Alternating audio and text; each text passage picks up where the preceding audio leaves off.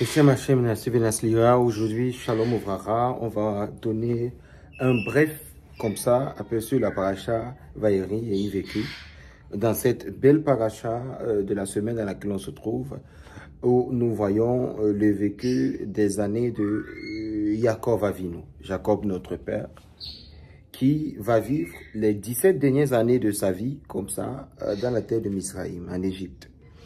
Et où, justement, il aura l'opportunité de bénir les enfants de Joseph. Yosef Atzadik, son fils, à la personne de Ephraïm et Ménaché. Il leur donnera ce qu'on appelle la Berara et il donnera également ce qu'on appelle la Berora. Il va leur donner l'aînesse, la bénédiction qui sied à ses enfants vu la place qu'ils occupaient auprès justement de leur père. Mais la partie qui nous intéresse ici, c'est lorsque Joseph y meurt. Quand Joseph meurt à l'âge de 110 ans. On a vu l'autre Antila Makpila, mais lorsque Joseph il meurt en Égypte. Et il leur fait la promesse que un Shiloh, quelqu'un viendra vous faire sortir. Parce que justement le combat de Joseph était d'apporter la lumière et de permettre aux enfants d'Israël de restructurer, ne pas leur faire perdre leur héritage, qui était la Torah, et de leur permettre de rester en droite ligne avec les instructions qu'Akadosh Baruch Hu avait données. Alors, Joseph gagnera justement ce pari-là, parce que, après avoir été l'un des principaux officiers, ou tout au moins dirigeants de l'Égypte, il va gérer les 7 années de famine, les 7 années d'abondance. Vous devez savoir qu'après les 7 années d'abondance, Jacob Avinu, selon ce que nos maîtres nous disent, Ramim, il arrive en Égypte à la 2e année de famine. Du coup, les enfants qui sont en Israël ne vivent pas les autres années. Comme quoi, lorsque la lumière apparaît, le trouble s'arrête. Ce n'est pas le champ lexical vaïri de la douleur, mais il faudrait dire ici que lorsque Joseph meurt à 110 ans, il dit que quelqu'un viendra vous libérer après moi, parce que moi j'ai déjà préparé la terre, mais il viendra quelqu'un qui viendra vous faire sortir. Un Mashiach, un Messie. La question du mot Messie est mentionnée justement dans ce niveau de texte, puisqu'il a annoncé que quelqu'un viendra vous faire sortir. Beaucoup de personnes se méprennent pour dire que c'est JC, pour dire Soto Aïch et tout, mais c'est pas ça. La personne dont on parlait ici, c'est Moshe, qui viendra vous faire sortir parce que vous devez savoir que le monde dans lequel nous vivons, de par les enseignements, tout ce que j'ai déjà dit jusqu'ici, il y a une succession d'âmes dans les corps, mais chaque corps a son propre esprit. Alors tout le monde reçoit cette lumière et tout le monde justement est appelé à conduire cette lumière vers la vérité. Alors, arrivé donc à ce point dans lequel on se trouve, lorsque Joseph meurt, il annonce la venue du Messie, mais bien avant, il a dit également, vous ne laisserez pas mes os ici, mes os seuls. Et c'est justement le sujet là qui nous intéresse pour faire un lien avec la tradition négro-africaine. Quelle est cette précision là de Joseph de dire que vous ne laisserez pas mes os? Le mot os c'est Étienne. Dans le char à Gilgoulim du Ari Akadosh, au niveau de l'Ardama, il y a quelque chose qui est expliqué là-bas. Il est dit là-bas que lorsqu'on parle de la Neshama, de l'âme à Saint-Degré, Nefesh, Roar, Neshama, Raya, Yerido. Alors la Yerido, ou la Yerida, il explique comme ça le Hari Akadosh que ces sympathies que vous voyez existent tant en haut, c'est-à-dire sur le plan nishmatique, sur le plan spirituel, qu'en bas, c'est-à-dire que dans les corps des hommes.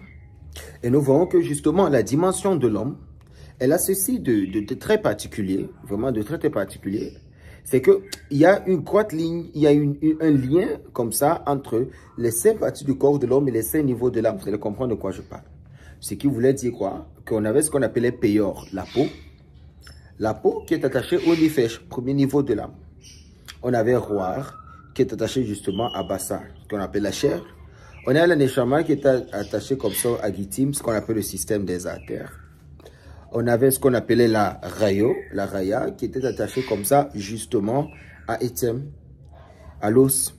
On avait le dernier niveau qui était justement appelé la Yerido, qui était attaché à la dimension comme ça de Mohar. Il faut noter qu'en hébreu, le mot Mohar, qui voudrait dire moelle à l'intérieur de l'os, c'est le même mot pour dire cerveau, parce que de toutes les façons, les deux sont gardés par une cage. Mais ce qui nous intéresse ici, c'est lorsque Joseph dit, ne laissez pas mes os ici. Il n'a jamais dit, ne laissez pas mon esprit ici, ne laissez pas mon âme ici. Il a dit, ne laissez pas mes os ici. Mais pourquoi? Pourquoi il apporte cette précision que ces os seulement doivent être enlevés? Dans la tradition négro-africaine, notamment la tradition qui est la mienne en tant que chef traditionnel comme Bombok, on a ce qu'on appelle une un traitement, une préparation du corps qu'on fait à un individu qu'on appelle souvent de façon vraiment triviale, de façon littérale, moulom, l'homme. C'est-à-dire tu es devenu un homme. Ça veut dire quoi? Tu es devenu un homme lorsque un sage te le dit, dans la tradition négro-africaine, ou lorsque un chef traditionnel te le dit. Ça veut dire que tu as reçu le traitement des hommes pour devenir des hommes. Et c'est quoi devenir un homme? C'est quoi devenir moulom? C'est faire un traitement qu'on appelle dans la tradition négro-africaine qui est purement très riche. Il y a ce qu'on appelle le ngé. Ngé, c'est quoi?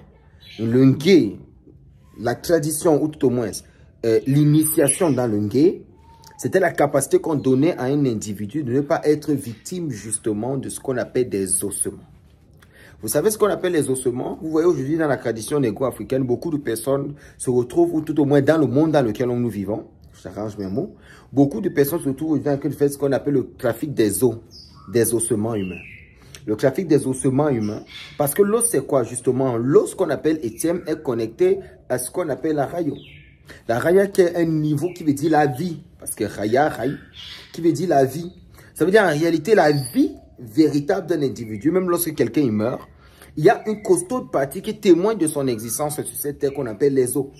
Malgré le fait que ces os-là deviennent des fois de la poutre, il y a un os justement qu'on appelle l'os, qui est là à ce niveau, qu'on appelle l'os du Shabbat, qu'on compte les Shabbats. Cet os-là ne pourrit pas, et les maîtres disent comme ça dans la Kabbale que c'est l'os justement de la résurrection. Alors ce qui se passe aujourd'hui, c'est qu'il y a des personnes qui font le trafic d'ossements humains.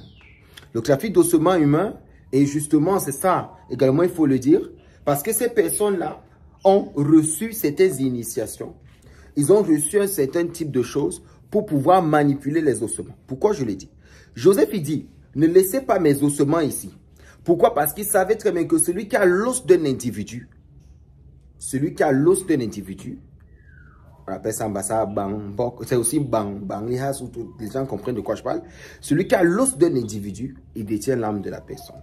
Vous devez donc faire très très attention avec la question des os, la question des ossements, la question de comment vous touchez. N'importe qui ne touche pas l'os. Il ne faut pas toucher les ossements des gens n'importe comment. Si vous n'êtes pas encore devenu un garçon, si vous n'avez pas encore fait ce qu'on appelle le ngé. Il y a beaucoup de choses qu'on fait avant. Il y a beaucoup de préparations qui sont faites comme ça. Mais celle-là, il fallait que je vous parle de ça, à quel point notre tradition est riche. Elle arrivait à travailler quelqu'un, c'est-à-dire on a ce savoir initiatique-là qui prépare le corps de quelqu'un de ne pas être victime des ossements. Parce que vous devez savoir que traverser l'os de quelqu'un peut vous rendre malade. Traverser l'os de quelqu'un, on peut jeter l'os de quelqu'un quelque part. Si vous n'avez pas été initié, vous traversez cet os, vous avez des problèmes. On peut des fois vous faire des remèdes avec des ossements. Faites très très attention à ce que je dis. C'est pour ça que beaucoup de gens ne savent pas que plusieurs médicaments aujourd'hui frélatés, mal fabriqués, sont faits justement à partir des ossements. Et lorsque c'est fait à partir des ossements, d'où le fait que la spiritualité de plusieurs personnes se trouve aujourd'hui en train d'être dégradée, en train d'être détruite à cause de ça. Alors Joseph il dit, ne laissez pas mes ossements ici à la merci de ces personnes-là qui justement en feront un trophée ou auront la capacité de se connecter comme ça à mon âme. C'est pour ça que la plupart des sarcophages, je ne parle aux kémites, la plupart des sarcophages égyptiens qui ont été pris doivent être restaurés à leur place. Pourquoi? Parce que justement, il est possible de se connecter à la spiritualité de l'individu qui a vécu juste par ses os. Ce n'est pas un simple os, sinon on prendrait même les os des gorilles pour faire n'importe quoi. C'est parce qu'on sait que la vie, Raya, le Télem et Loki, la mètre Yud de Télem, se retrouve à l'intérieur justement de ces os-là et que la vie y est à l'intérieur. Vous devez faire très attention lorsque par exemple quelqu'un fait un accident. Et que quelqu'un fait un accident et que vous allez comme ça à l'hôpital et qu'on ampute la jambe et que vous décidez de laisser ça là-bas. Vous ne savez pas ce que c'est. Des fois, vous faites un accident, faites très très attention avec les parties qui vous concernent. Ne laissez pas n'importe qui manipuler n'importe quoi. Pour ceux qui vont déposer le corps à la mort, on touche le corps, on enlève des choses à l'intérieur. Des fois, vous ne savez même pas. Vous devez faire très très attention. Joseph, il a dit, Yosef Atzadik, il a dit, ne laissez pas mes ossements ici. Et la belle Torah, la Torah que nous avons, cette Torah chez Birtav, nous raconte quelque chose, cette Torah écrite là, mais également la Torah orale. la Torah chez Béalpé. Elle nous raconte cette histoire, cette anecdote-là, de dire que lorsque Moïse était arrivé de par la prophétie donnée par Joseph, il était sorti justement avec les ossements comme ça de Joseph, qui était au milieu du Nil. Le Nil s'était ouvert, il y avait un sarcophage en bas, et il a pris les ossements de Joseph, il est sorti avec. Parce que c'était justement ça la neshama de quelqu'un. C'est pour ça que vous allez vous rendre compte, il y a beaucoup de personnes qui font des momifications, et beaucoup de cultes aujourd'hui, cultes religieux, gardent leur mort près d'eux. C'est-à-dire quoi? Ils gardent leur mort parce qu'ils ont compris.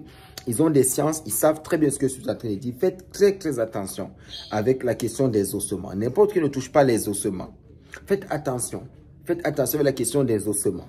Il faut faire attention, ne les touchez pas n'importe comment. Comprenez que dans les ossements, il y a la vie, il y a l'héritage, il y a la visée, il y a la mission d'un individu à l'intérieur. Ne vous retrouvez pas en train d'être victime d'un certain nombre de choses par ignorance, mais comprenez la science et la profondeur justement de la science. Celle-ci qui a ceci de particulier, c'est qu'elle ne s'expose pas à tout le monde. C'est ça la paracha Vayeri. C'est-à-dire quoi? Il fallait jamais laisser un corps ou des ossements dans un lieu impur. Tout le monde qui décède, c'est tout au moins là où il doit être enterré. Vous devez respecter le lieu dans lequel vous enterrez vos morts. Vous devez avoir du respect justement pour le mort. Et vous devez savoir quel est le lieu où il sera en sécurité, où ses ossements ne se retrouveraient pas en train d'être manipulés.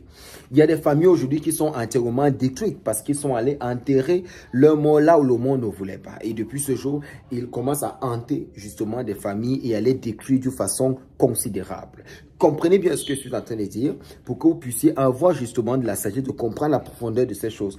Aujourd'hui, les gens s'amusent avec des ossements humains, mais ne savent réellement pas à quoi est-ce qu'ils s'exposent justement en touchant ces choses de leurs mains ou en s'attaquant ou en mettant leurs mains là où il fallait pas mettre. Ne touchez pas des ossements avec vos mains. Faites attention dans vos marches, comment vous marchez, qu'est-ce que vous touchez avec vos mains. Parce que les mains de l'homme ne sont pas faites pour toucher ses os.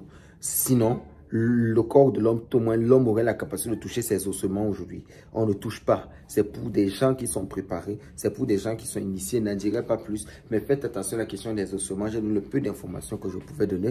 C'était le Rabbi Ori Moshe Aaron Yehuda. Soyez abondamment bénis, que le Maître du monde justement vous garde dans tout ce que vous faites et que vous puissiez réussir dans toutes vos entreprises. Amen, amen, amen, amen.